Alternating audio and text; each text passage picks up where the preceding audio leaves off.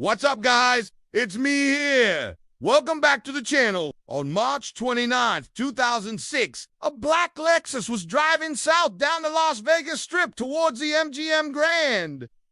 Inside were two men, Anthony Reynolds and his associate David Kirby. They had just left a meeting with the Lucchese crime family at a nearby hotel. They talked about Tony, the planned expansion of the Genovese crime family into Las Vegas, an expansion that would be led by none other than TJ himself. As they approached the turn onto Tropicana Avenue, a black Chevy Malibu pulled up alongside the Lexus and several shots were fired. One of them hit Tony in the head and he slumped over in his seat, bleeding profusely. The shooter then jumped out of the Malibu, ripped off his mask, and threw it inside before speeding away. Paramedics arrived shortly after, but there was nothing they could do. TJ was pronounced dead on arrival. His body was then returned to New York, where he was buried next to his parents in a Staten Island cemetery. He was only 43 years old. This was not the way he envisioned his life ending. In fact, this was the way he had always envisioned his life. As one of the most feared mobsters in America, Thomas James Reynolds grew up idolizing the Mafia. He read all their books, watched all their movies, and knew every story he could find.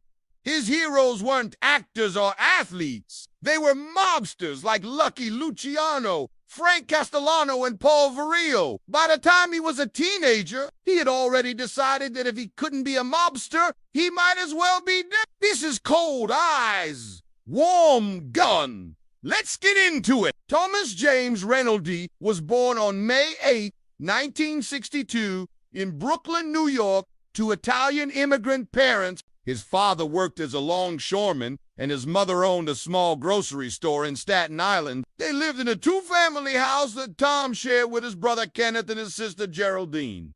Tom was a tough kid who fought often. When he was 12, he punched a schoolmate so hard that the kid bit his tongue off. "I wasn't an angel," he would later say. "I was a good kid who got into trouble because I was mouthy. If you disrespected me, I'd knock you out."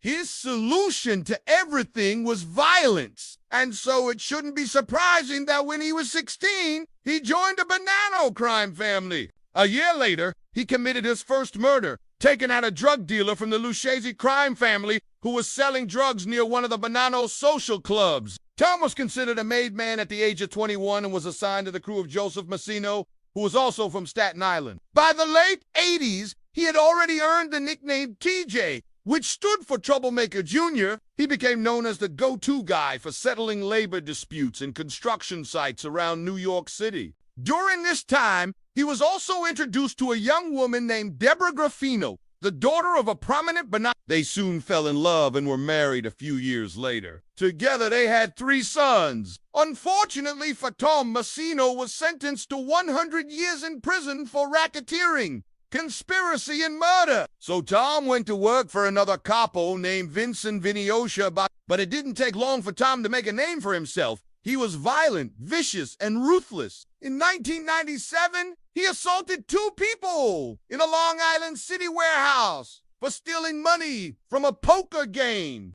In 2000, he was shot in the leg during a robbery attempt in Manhattan. And in 2001, he was arrested for trying to extort $1 million from a businessman. Although he was acquitted, he was indicted again the following year for trying to collect an illegal debt. Realizing that he might end up in prison for a very long time, he fled to Las Vegas. Now, here's the thing. You can run, but you can't hide. Tom may have gotten away from the feds, but he didn't get away from the Genovese crime family, who accused him of stealing the $1 million they paid him to go to Vegas and set up a new crew. He knew he couldn't fight the whole crime family, so he called his old boss, Vinny Bacciano, and asked for help. Bacciano agreed to help him out, and soon after, Tom was inducted into the Genovese crime family. He finally had the backing of the entire family, and now he could start building his own crew. He opened a bar called the Sand Trap in the basement of a golf simulator on South Industrial Road. It quickly became popular among gamblers, and soon enough, the FBI caught wind of it. Wiretaps revealed that Genevieve's captains from New York were flying to Vegas to meet with Rinaldi and discuss illegal activities. Eventually, Tony was arrested again for running a gambling ring. But in a move that surprised even the FBI, Vincent Bastiano bailed him out. Later that same day, he was arrested again for planning a robbery at the Bellagio Hotel Casino. Again, Bastiano bailed him out. It was obvious that the Genovese crime family wanted Rinaldi in Las Vegas, and they weren't going to let anything stop him from getting there. Finally, in 2005, he was given permission to open a legitimate business in Vegas. He bought the Four Queens downtown, which was suffering from bad management and declining profits, with the help of his wife, Deborah, and her cousin, Anthony Spina. He turned the place around in no time. He brought in new food, new slot machines, and new security. Within months, the Four Queens was making more money than ever before. Unfortunately, the FBI was watching closely, and when the wiretaps picked up rumors of a planned heist at the Horseshoe, authorities moved in and arrested Rinaldi along with 5 others. They were charged with racketeering and conspiracy, and the FBI hoped that Rinaldi would flip on his fellow gangsters. But he never did. After all, he was a made man in the Genovese crime family. When he returned to New York for the trial, the FBI continued to monitor his activities. They learned that he was still in debt from the failed robbery at the Bellagio and that he was looking to make some quick cash. On March 28, 2006, he met with several associates at a hotel room. They discussed the possibility of infiltrating the lucrative world of high-stakes poker and skimming money off the top. They came up with a plan and put it into action the following night. On March 29th, Rinaldi left the meeting and got into the black Lexus with his associate David Kirby. A black Chevy Malibu pulled up alongside them and several shots were fired. One of them hit Rinaldi in the head and he slumped over in his seat, bleeding profusely. The shooter then jumped out of the Malibu, ripped off his mask, and threw it inside before speeding away. Paramedics arrived shortly after, but there was nothing they could do. Rinaldi was pronounced dead on arrival. His body was then returned to New York, where he was buried next to his parents in a Staten Island cemetery. He was only 43 years old.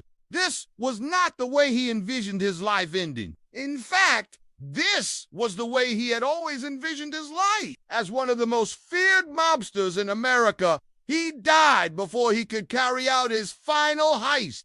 But who ordered the hit? Well, that's what makes this case so interesting. There are 3 possible suspects, each with their own motive. The first is Matthew Madonna, a capo in the Genovese crime family, who Rinaldi had stolen money from. When Madonna learned that Rinaldi was planning to rob the Bellagio, he may have decided to take matters into his own hands. The second suspect is Vincent Bastiano, who had been sentenced to life in prison for racketeering and conspiracy. Some believe that he ordered a hit to keep Rinaldi from testifying against him at the appeals trial. Others believe that he ordered the hit out of jealousy. After all, he had helped Rinaldi become a made man, and Rinaldi had repaid him by stealing from him. The third and final suspect is Tony's wife, Deborah, who had been having an affair with Matthew Madonna. Some believe that she set up to hit herself and then tipped off the FBI to avoid suspicion. Others believe that she was simply involved in the murder plot. Whatever the truth may be, we may never know for sure. All we know is that on March 29th, 2006, a black Lexus was driving south down the Las Vegas Strip towards the MGM Grand.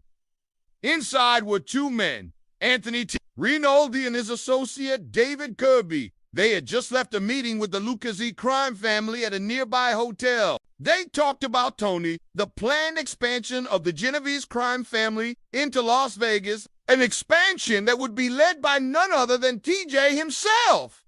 As they approached the turn onto Tropicana Avenue, a black Chevy Malibu pulled up alongside the Lexus and several shots were fired. One of them hit Tony in the head, and he slumped over in his seat, bleeding profusely. The shooter then jumped out of the Malibu, ripped off his mask, and threw it inside before speeding away. Paramedics arrived shortly after, but there was nothing they could do. TJ was pronounced dead on arrival. His body was then returned to New York, where he was buried next to his parents in a Staten Island cemetery. He was only 43 years old. This was not the way he envisioned his life ending.